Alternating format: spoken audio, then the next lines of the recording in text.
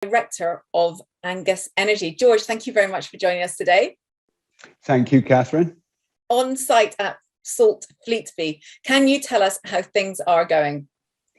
They're going very well right now. We had two big hurdles. One was a big hurdle for everyone in the UK onshore, planning and permitting, and the other one is the actual build and construction.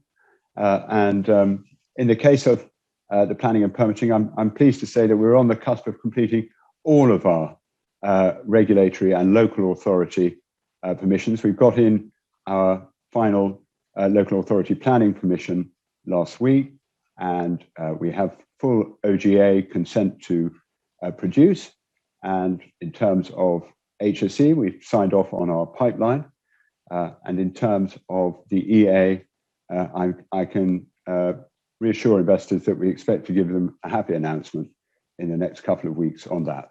So that's one side of doing business in a very heavily regulated jurisdiction like the UK. And for some companies, it's the most difficult side. I'm pleased to say, I think that's behind us. So that's a very good side. In terms of construction, that's also progressing exceptionally well. We really divide construction up into three main streams of work: the actual civil foundations, the pipe work, and the electrical and control and instrumentation. So the civils will be largely complete by the end of this month, with all concrete being poured. There's been a few days of setting, and we'll start to place various skids that have arrived on top of that, those concrete pads, and get them in place. And that paves the way for much more rapid pipework progress. We've already done, I think, almost coming up to 400 welds, certainly by the middle of this week.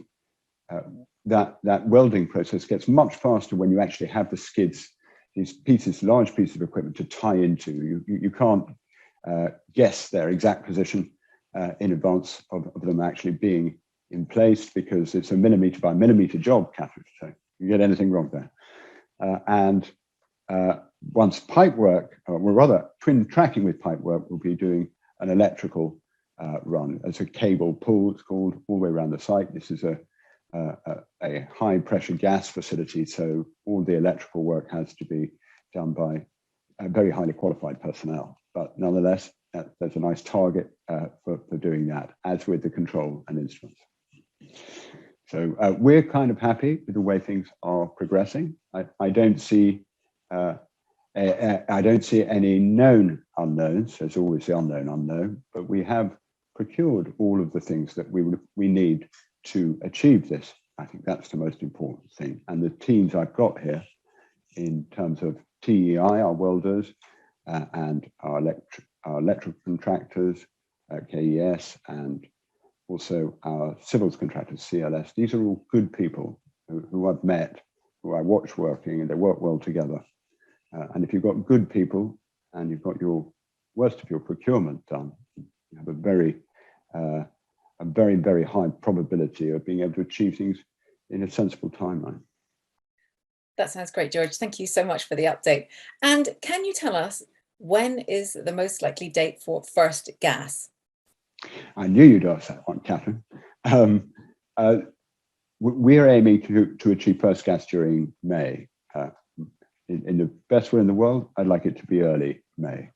But we've got skids, large piece of equipment, not coming on till the very end of April, and we'll have a mad dash to connect them. After that, there's a period of commissioning, and we're hoping that there's normally two types of commissioning: a dry commissioning period and a wet commissioning period. Dry, when you don't actually have the gas in the pipes, and the wet when you do. We're hoping to get about 2/3 of that dry commissioning done, which are electrical and testing of pipes, done before those last skids come in. And then we'll have a much truncated dry commissioning process in early May, followed by what we hope will be no more than a 10-day wet commissioning period. And we say that with some degree of confidence and reasoning, in that this is not in some sense, this is not a complicated facility. There's very few moving parts, very few things you can adjust. the facility is largely solid state. So, it works or it doesn't work. And if it doesn't work, then an awful lot of incredibly intelligent designers will have a lot of egg on their face. So we're pretty certain it does work. Therefore, it's not like some plants where you're constantly adjusting all sorts of pieces of equipment. This is largely built as is, and it will run as is. So we don't think the commissioning period needs to be very long. It's not to say there won't be hiccups on the way. Thank you, George. Well, hopefully not. Finally, looking at your latest set of results, what are the key takeaways for your investors? Well, I think this is the final transformation of Angus into a cash-generating company.